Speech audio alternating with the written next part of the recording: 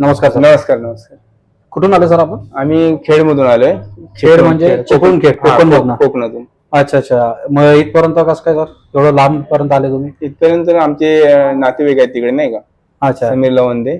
समीर लवंदे नातेवाईक.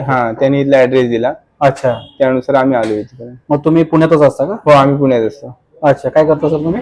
आम्ही हॉटेलमध्ये कुकचं करतो काम. अच्छा अच्छा. हॉटेलमध्ये कुक आहे. हा. अच्छा. मग त्यांनी तुम्हाला तिकडनं फोन केला हो हो.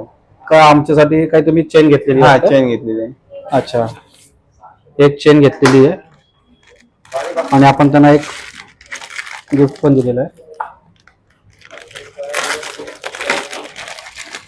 ही चेन तुम्ही घेतलेली आहे, हो. बरोबर? हो. तर ही तुम्हाला 7,500 मध्ये मिळालेली चेन. हो.